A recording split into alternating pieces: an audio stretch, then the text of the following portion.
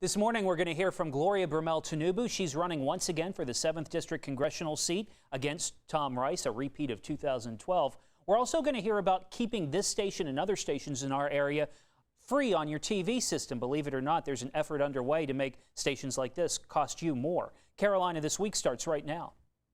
This is Carolina This Week.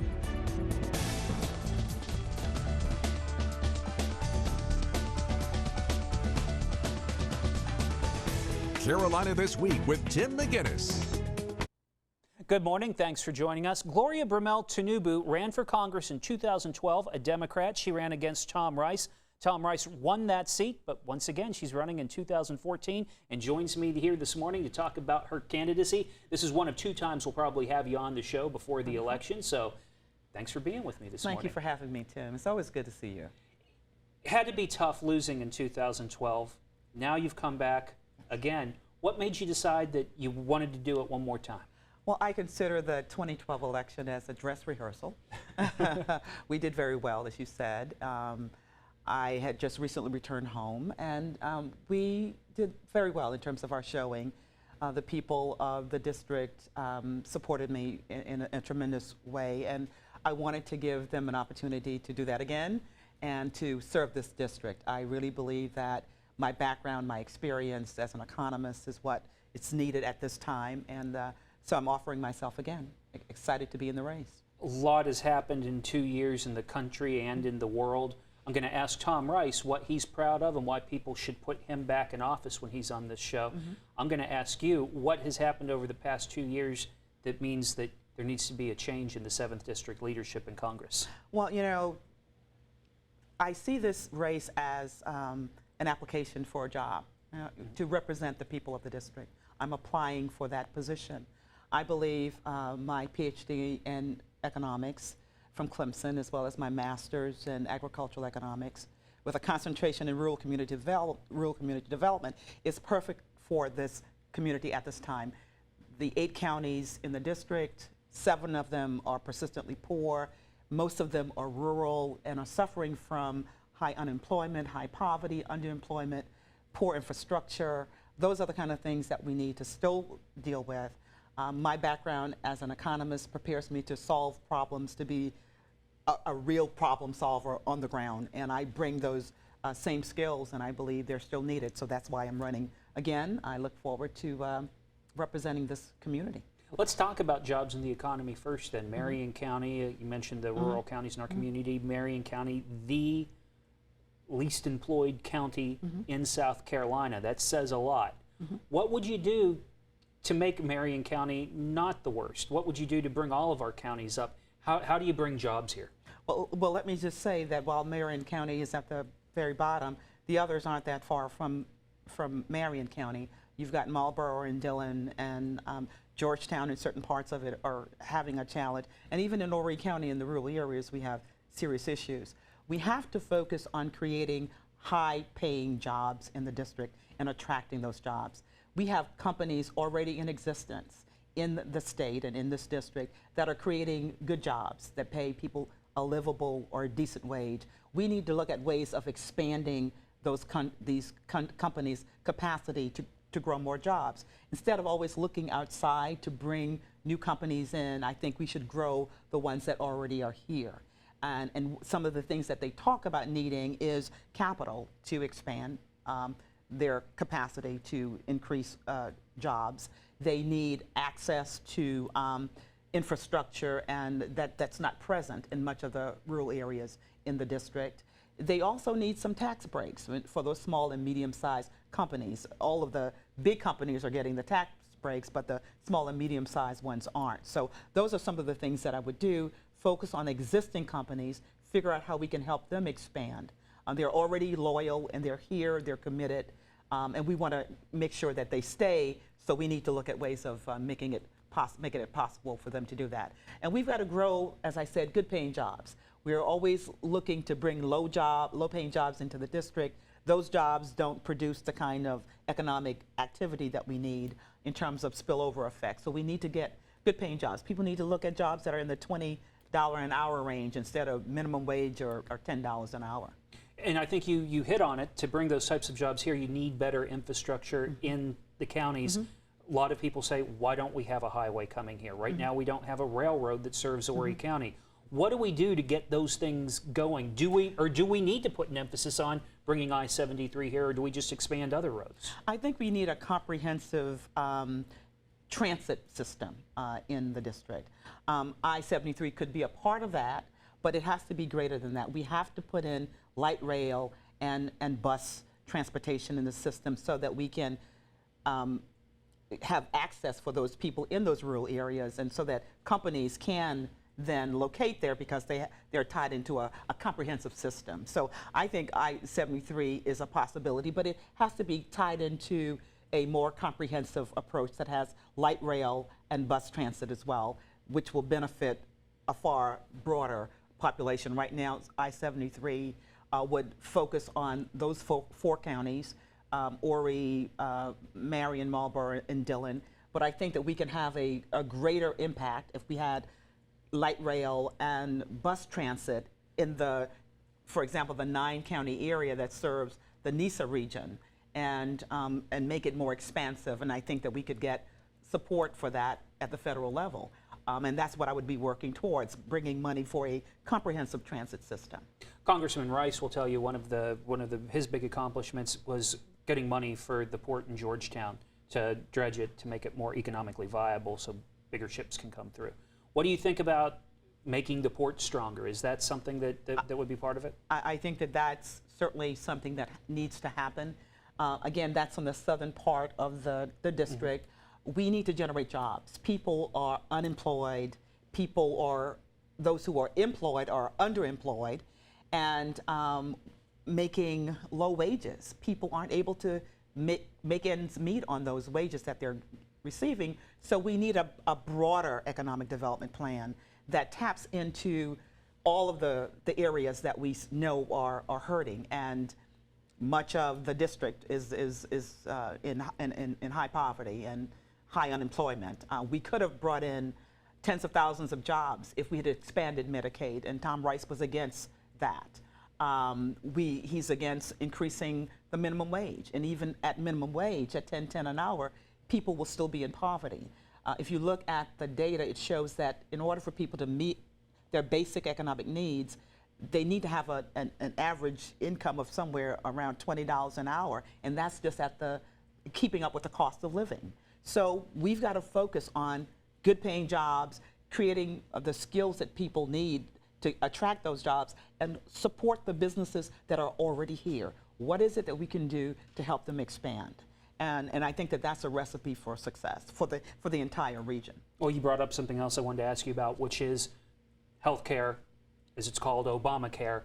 Is Obamacare working? Obviously, South Carolina, as you mentioned, did not choose to expand Medicaid here, so they're not getting reimbursed on the federal level for all the money that's being spent. But is Obamacare working?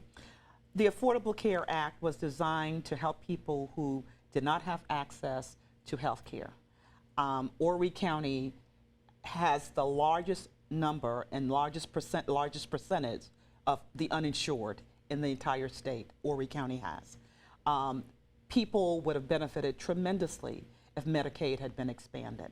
Not only would people would have benefited directly from that, but there would have been a large spillover effect of jobs being generated because of the health care dollars coming into the district as well as to the state. The state turned away $11.2 billion.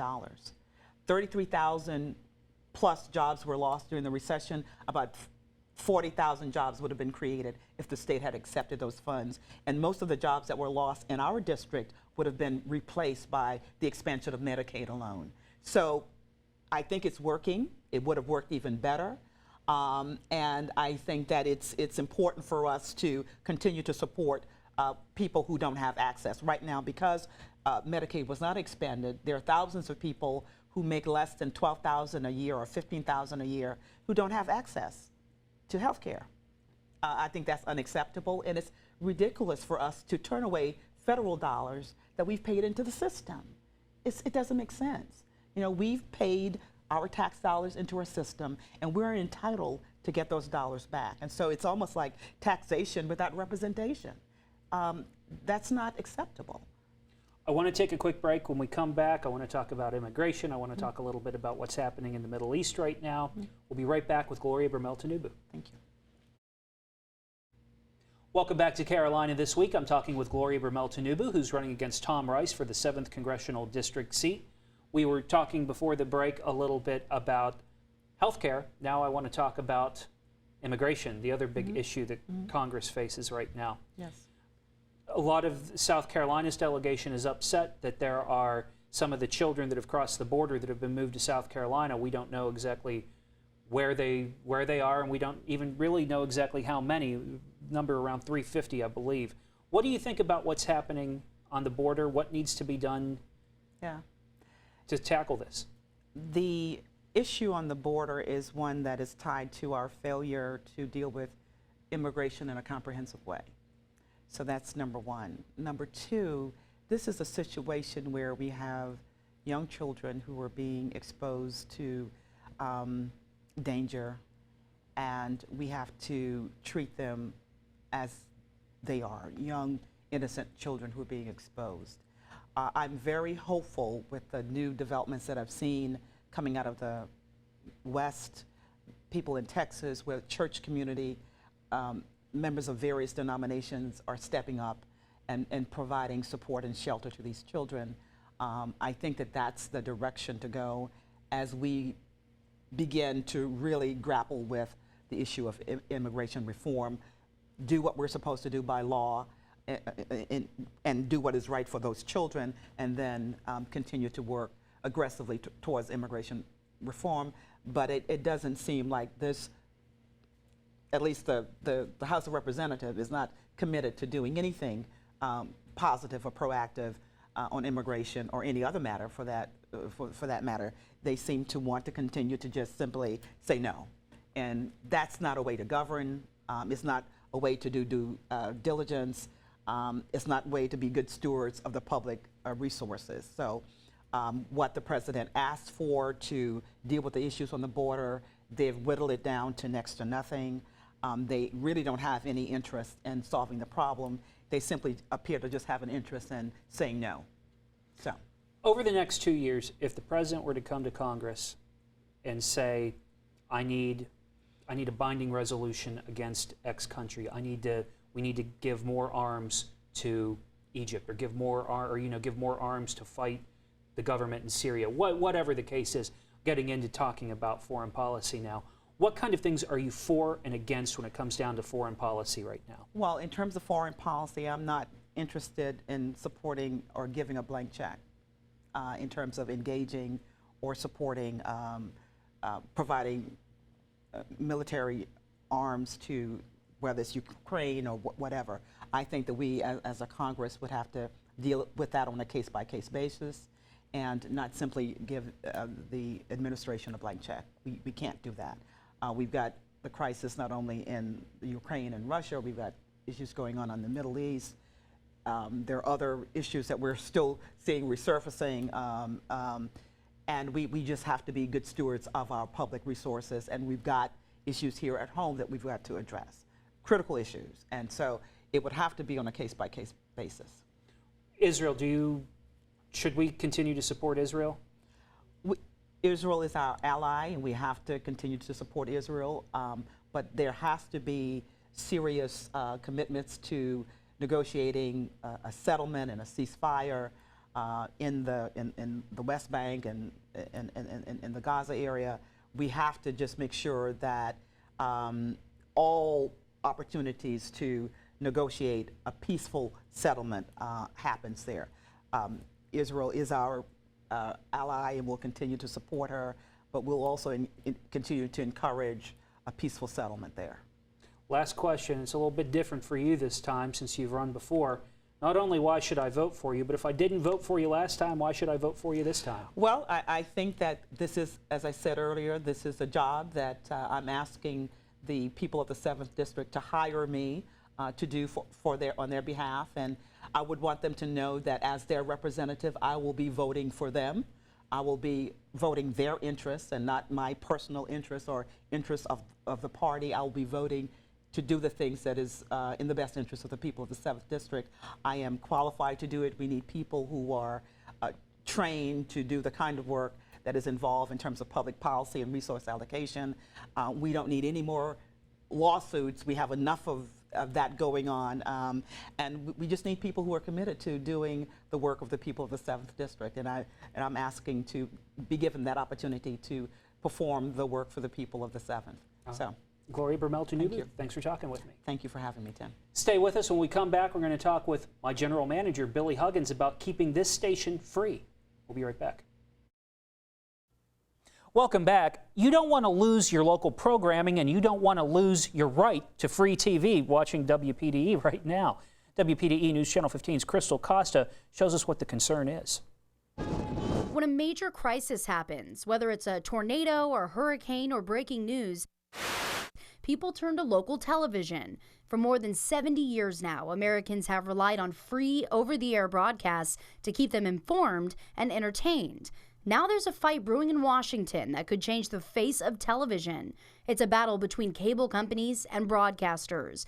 And as most business fights go, this one is over money. These small pennies here and there add up to billions of dollars. Pay TV model is to try to drive local television stations out of business so they can jack up rates higher than they already are. The dispute is over something called retransmission consent, which means cable providers must pay over-the-air broadcasters for the right to deliver their programming to pay TV customers.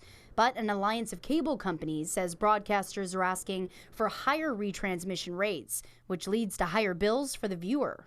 But cable companies and satellite providers already pay for every network they carry. ESPN, AMC, Discovery Channel, for example, all charge the cable companies to be carried at much higher rates than local broadcasters. What happens with broadcast revenues is you reinvest them, like this station is doing, into the local community. Broadcasters argue fees paid by cable companies are key to sustaining local news, sports, and weather, while also making it possible to continue providing free broadcast services to the community. The money that broadcasters get from retransmission consent is reinvested in the local community, into quality news, into emergency weather warnings, into tornado alerts and hurricane coverage.